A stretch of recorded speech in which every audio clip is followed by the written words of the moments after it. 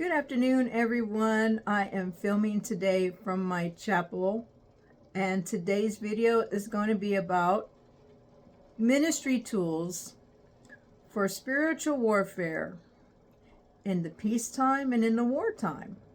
Okay, so yes, my chapel is I would consider it a Catholic chapel. I have a Catholic background. Okay, and the ministry tools are for Catholics. And well, if you're interested, you're welcome to stay and listen and learn and learn about us. So okay, I'll get started. So just like we go through the 4 seasons of life, winter, spring, summer, and fall, the spiritual life too has its seasons. And 2 of those seasons I'm going to address today or share with you. For me, myself, in my spiritual life, is the wartime and the peacetime. So during the wartime, that's when I'm going through some spiritual warfare, opposition, attacks, you name it. You know, you're getting attacked by the enemy. Okay, so what I have is, because Catholics pray the rosary, that's one of their devotions. I have, for spiritual wartime, I have rosaries made out of paracord. Okay, this is the St. Michael rosary, and it's made out of paracord. And this is the rosary I use when I'm going through spiritual warfare attack, because it's durable and you don't have to worry about breaking it. Now, I don't want to hear about, this is a masculine rosary, women, I don't want to hear nothing about no gender role. Just focus on the spirituality, okay? That's all I'm going to say. It has nothing to do about masculine, feminine. When you're in the battlefield, and you're going at it with, and you're having a boxing match with the devil, you cannot be wearing lace. You can't be soft. That's why I have this paracord rosary, and it's a St. Michael rosary. Okay, so I pray for his intercession with that rosary. Also, I have, because I have a devotion to St. Michael, I have the chaplet of St. Michael. This is the chaplet of St. Michael in the paracord form. Okay, all right, because when you're going to be praying, at least I was praying this chaplet quite frequently, and you're going to be holding on to God for dear life. So this right here was very helpful when I was going through spiritual warfare. Okay, demonic attack. Okay, that's what I use when I'm going through spiritual warfare. The other one I have is the chaplet to the Sacred Heart. Okay, and I love it. Okay, this is so beautiful. All right, so I have those for spiritual warfare. And when I'm able to, life permitting, because I have lots of things happening right now, I also have the 15-decade rosary. Okay, now this one is it's corded, and it's not as, and you know, I could let you see it. It's a Saint Benedict. It's Benedictine. It's corded, and I have a medal of Saint Michael with the Saint Benedict cross on there.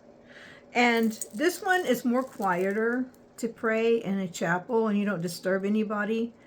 And it's lighter weight and more durable because it's corded. Now, I had the 15-decade rosary that was glass beaded with the chain and real pretty, feminine and all that. But if you take it to the chapel and you pray that in there, it's going to, you know, rattle somebody's cage because it's making noise.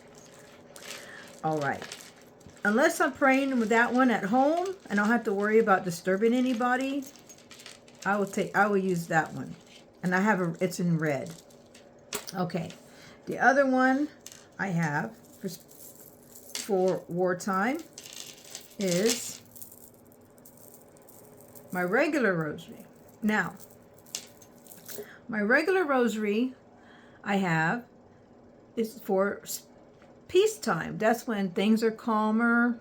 You're able to just be at peace. You're not praying against any demonic entities and witchcraft attacks.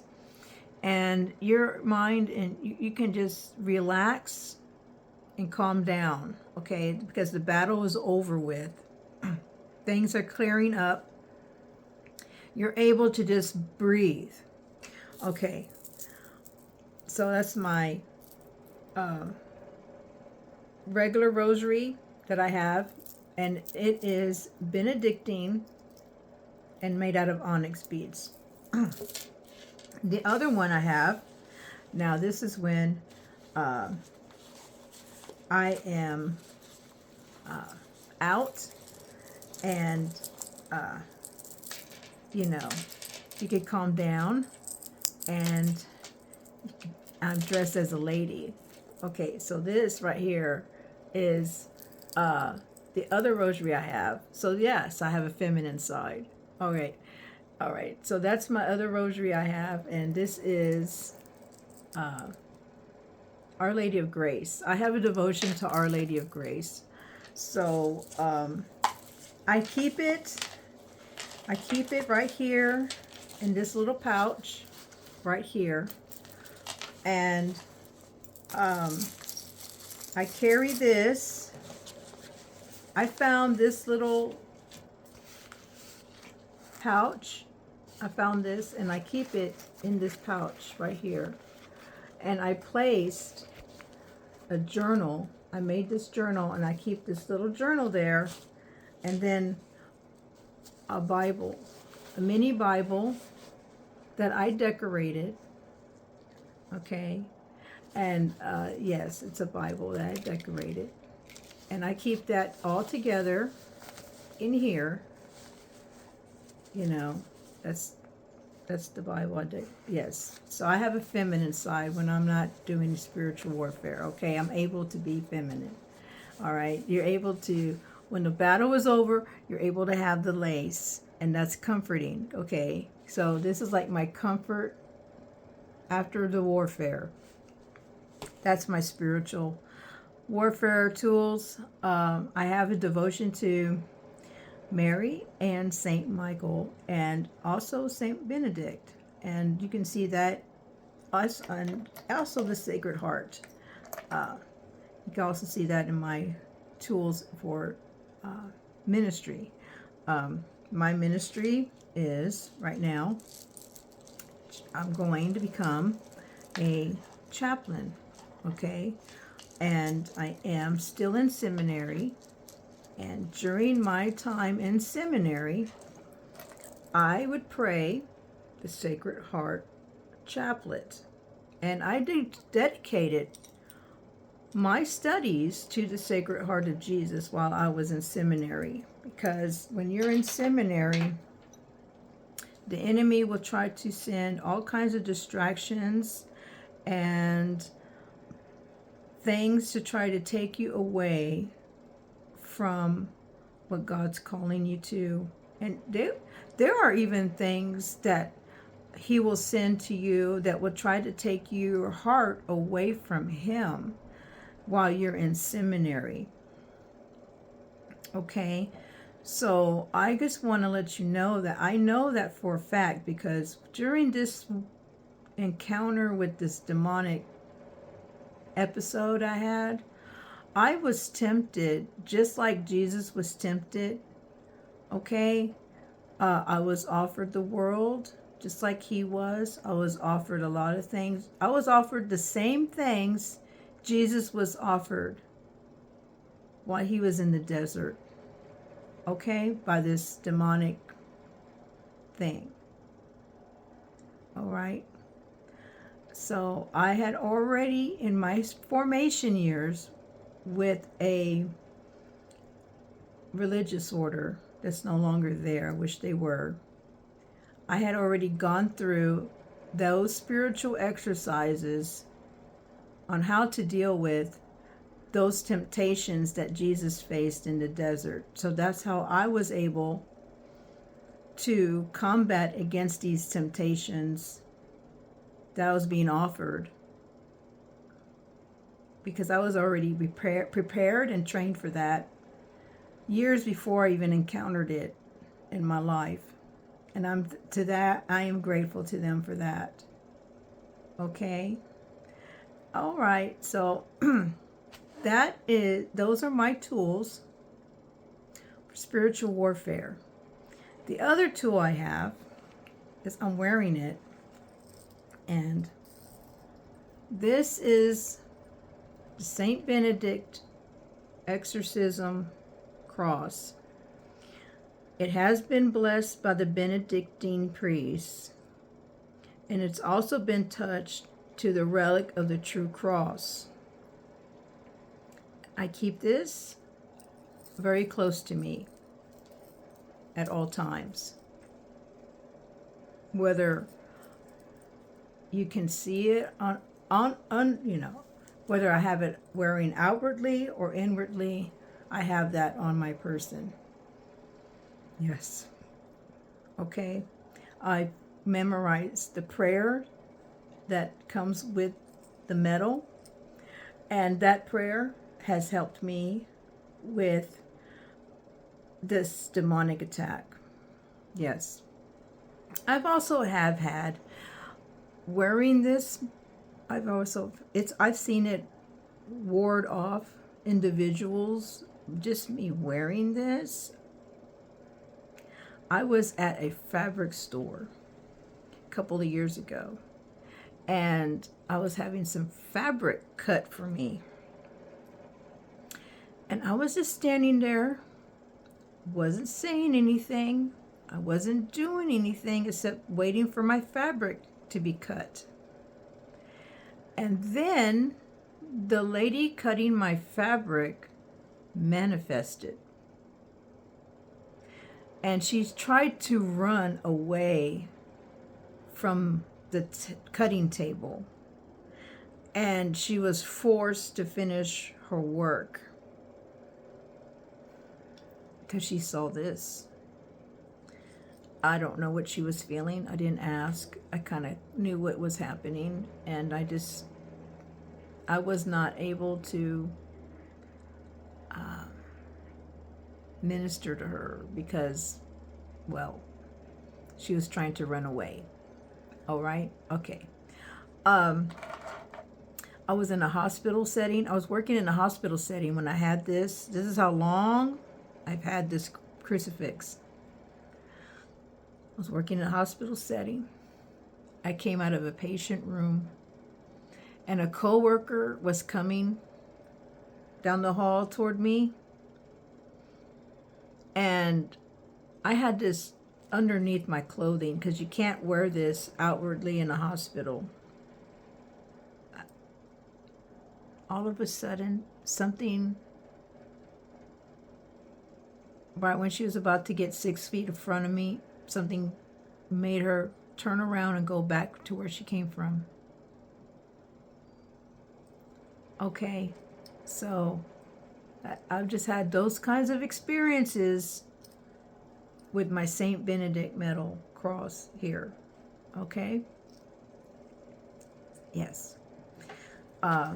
So I believe that those things do happen. I've seen it occur. It does ward off evil. And we have to always remember that we don't fight against human beings. We're fighting against the invisible, what we cannot see, the invisible agents involved. That's the evil. Okay, so you have to learn how to separate the human being from the demonic influence they may be suffering from or being under. Okay? They're human beings. They need prayer. They need healing and deliverance. And, thank the Lord He gave us tools to help us combat these evil things.